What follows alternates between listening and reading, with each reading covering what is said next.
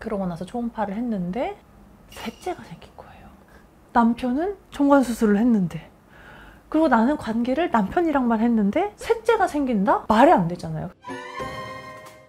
안녕하세요. 여러분의 입장에 맞는 맞춤 솔루션을 제시해드리는 양날의 변호사입니다. 자, 여러분, 임신과 출산은 엄청 큰일이죠. 그래서 사실 저는 결혼하고 싶다는 생각이 들면서도 출산을 하면 어떨까 하는 생각도 들면서도 막상 출산하면 괜찮을까? 이런 생각이 그냥 혼자 막 상상 속에서도 보통 일이 아니구나 하는 생각을 많이 하거든요. 그런데 이 임신과 출산에 관해서 이렇게도 중요한 문제를 배우자가 나와의 동의 없이 한다면 너무 화가 날 것 같죠. 근데 임신과 출산을 어떻게 동의 없이 할 수가 있나? 이런 생각을 하실 수가 있는데 어떤 내용일지 바로 시작해 보도록 하겠습니다. 네, 우리 사연자분은요, 올해 이제 40이 된 워킹맘의 아내분이십니다. 딸이 둘 있으시대요. 6살, 3살. 그래서 딸 둘도 있고, 이제 내가 열심히 경제활동도 해야 되고 하다 보니까 요즘에 하나만 나와서 잘 살자 하는 분들도 많잖아요. 그런데 둘이나 출산하셨잖아요. 그래서 우리 아내분은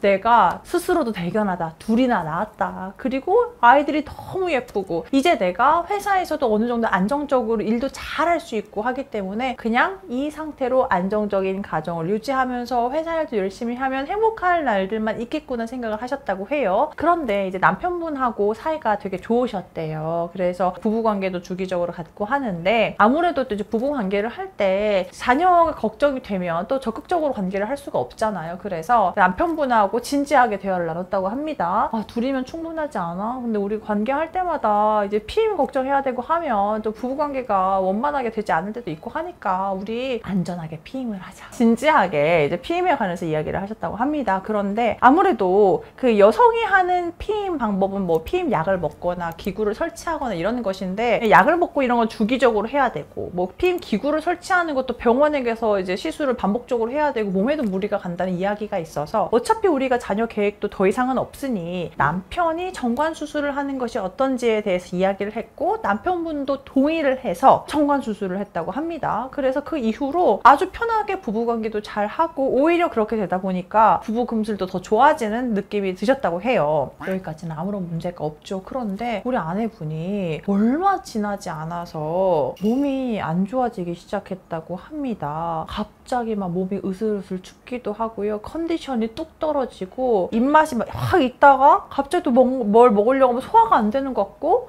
게다가 몸이 안 좋아지면 생리 주기가 불규칙해지잖아요. 근데 우리 아내분도 그러니까 생리 주기가 굉장히 규칙적이었는데 갑자기 생리도 하지 않고 이런 거예요. 그래서 증상을 검색해 봤더니 너무 스트레스를 많이 받고 하면 완경이 좀 일찍 올 때 그런 증상이 나타날 수 있다는 얘기도 있는 거예요, 인터넷에. 그래서 우리 사연자분이 40대가 이제 딱 됐다고 말씀드렸잖아요. 그래서 이게 내가 벌써 이럴 수가 있다고 하면서 너무나 놀란 마음에 바로 병원에 갔습니다. 그런데 의사 선생님이 생뚱맞은 질문을 하는 겁니다.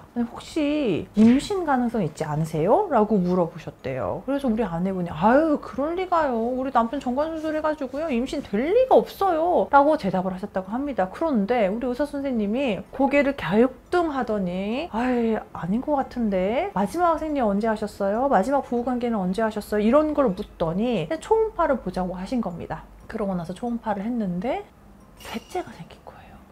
남편은 정관수술을 했는데, 그리고 나는 관계를 남편이랑만 했는데 셋째가 생긴다? 말이 안 되잖아요. 그래서 우리 아내분이 당장 남편분에게 전화를 해가지고 그 병원에 손해배상 청구해야 될 것 같다. 정관수술을 했는데 애가 생기는 게 말이 되냐 하면서 빨리 병원에 같이 따지러 가자고 화를 냈습니다. 그런데 그 순간 우리 남편분이 사실은 나 정관수술한 거 풀었어.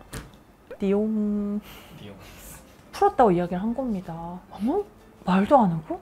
제가 이 정도로 띠용했는데 우리 아내분은 얼마나 놀랐겠어요. 그래서 아내분이 너무나 놀라서 남편에게 자초지종을 확인해 본 결과 우리가 딸이 둘 있다고 하지 않았습니까? 근데 이제 남편이 시어머니에게 나 이제 정관수술 해가지고 공장문 닫았어 라고 얘기를 했더니 시어머니가 딸만 둘 있는데 정관수술을 하는 건 잘못된 선택이다. 수술한 거 바로 풀르면 문제없이 회복된다고 하니까 빨리 풀고 아들을 낳을 수 있도록 해봐라 이렇게 얘기를 했다는 거예요. 그런데 우리 남편분도 참 너무하시지. 어머니가 그렇게 얘기를 한 걸 듣고 뭔가 내가 아이를 아예 낳을 수 없는 몸이 된다는 게 싫었대요.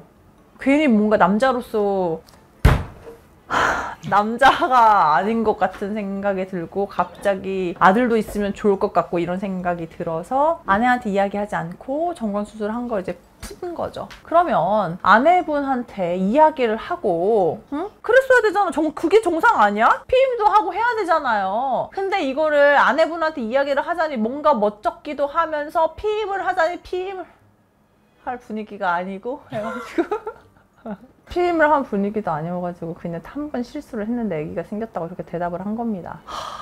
이러면 되겠습니까, 여러분? 이게 말이 됩니까? 그래서 이제 우리 아내분은 멘붕에 빠진 거죠. 어떻게 이럴 수가 있지? 임신을 하고 출산을 하고 하는 것은 온전히 다 내가 오롯이 책임져야 되는 건데, 물론 뭐 아이가 태어난 이후에 부부가 같이 양육비도 들고 하겠지만 일단 임신을 해서 지금 임신 증상이 나왔던 거잖아요. 그럼 몸이 안 좋고 막 소화도 안 되고 막 갑자기 토하려고 해서 입덧이었던 거잖아요. 그러면 결과적으로 임신을 하고 10개월 동안 아이를 품고 출산하는 것은 아내의 몫이잖아요. 근데 이거를 아내한테 조금도 이야기하지 않고 임신을 하게 만들었다? 그러니까 아내분도 얼마나 화가 났겠습니까? 그래서 지금 아이가 생겼는데 이 아이를 출산을 해야 될지도 막막하고, 일단 그 출산 여부를 결정하기에 앞서서 이 남편의 이런 태도가 너무나 충격적이고 신뢰가 완전히 깨져버려서 남편하고 살아야 되는지, 이게 이혼 사유가 되는 것은 맞는지, 그러니까 다복합적으로 지금 당장 이혼을 결심한 것은 아니지만 그 정도로 배신감이 커서 이걸 어떻게 하면 좋을지 모르겠다 하면서 사연을 보내주셨습니다.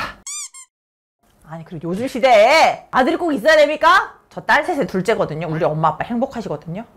근데 사실 이거는 아주 명백하게 신뢰를 깨버린 행동인 것이 맞죠. 임신과 출산은 제가 앞에 사연 소개할 때도 말씀드렸지만 일방이 이렇게 강요할 수 있는 문제도 아니고요. 특히 여러분 그거 아시죠? 출산이 그렇게 간단한 일이 아닙니다. 임신하고 그냥 애기 놓으면 그만, 이게 아니에요. 요즘에도 사실 이렇게 의료 기술이 엄청 발전했음에도 불구하고 정말 출산하다가 큰 고비를 넘기는 산모분들도 굉장히 많고요. 그만큼 몸에 무리가 오는 것인데, 심지어 우리 아내분은 아이 둘 출산하고 이제 나이도 어느 정도 이제 되셨고 당연히 의논하에 했었어야 되는데 마음대로 그렇게 한다? 이거는 저는 이혼 사유가 될 수 있는 것이라고 생각이 듭니다. 다만 이제 이런 상황에서 이혼을 하게 된다면 법원도 매우 심사숙고할 것 같기는 해요. 엄청 고민을 많이 할 겁니다, 판사님도. 왜냐면 어찌되었든 지금 새 생명이 뱃속에 생겼고 이 아이를 어떻게 할 것인가에 대해서도 법원도 엄청 골머리를 앓을 것 같기는 합니다. 그래서 이 사건을 실제로 재판을 진행한다고 하면 조정위원님들이 오히려 아내를 설득할 것 같기는 해요. 솔직한 말씀으로. 그래도 아내분 이제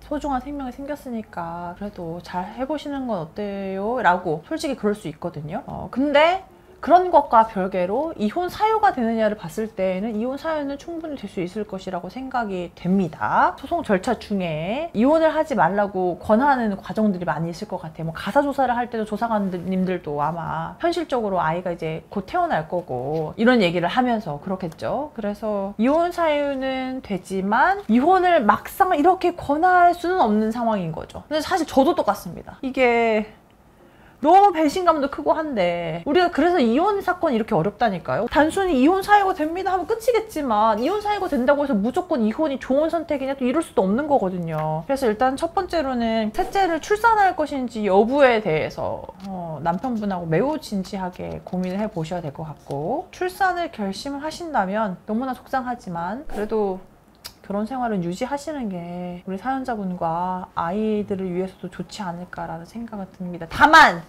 이걸 이대로 넘길 수는 없어요. 남편분도 정신을 차려야 되니까 아내분이 강력하게 경고를 날리시고 재발 방지를 위해서 비상금 내놔. 사실 부부 사이에 뭐 돈을 받고 이런 게 무슨 의미가 있냐고 하실 수는 있겠지만 그래도 전 다짐을 보여주는 거라고 생각을 하거든요. 네, 그렇게 해야 되지 않을까 싶습니다. 그래서 아내분이 이혼을 고민하는 것도 이해가 가고 또 이혼을 할 수 없다고 생각하시는 부분도 이해가 가고, 이혼 사유는 되지만 이혼을 조금 심사숙고 하셔야 되는 상황이 아닌가 하는 생각이 듭니다. 아내분과 남편분 둘만 있으면 제가 더 편히 말씀드렸을 수도 있을 것 같은데 뱃속에 새 생명이 있다고 하니, 그리고 아이를 어떻게 할지 결정을 못 하셨다고 하니까 되게 제가 뭔가 쉽게 말씀드리기가 더 어려운 상황인 것 같아요. 그래서 이 정도만 말씀을 드리고 이제 우리 뭐 구독자분들께서도 댓글로 의견 한번 주시고 그런 것들 종합적으로 고려하셔가지고 방향을 결정하시면 어떨까 하는 생각이 듭니다. 제가 이렇게까지밖에 말씀드릴 수밖에 없는 상황이라는 것을 이해를 해주시면 감사하겠습니다. 그렇다면 오늘 영상 도움되셨다면 좋아요, 구독, 알림 설정 부탁드리겠습니다. 감사합니다.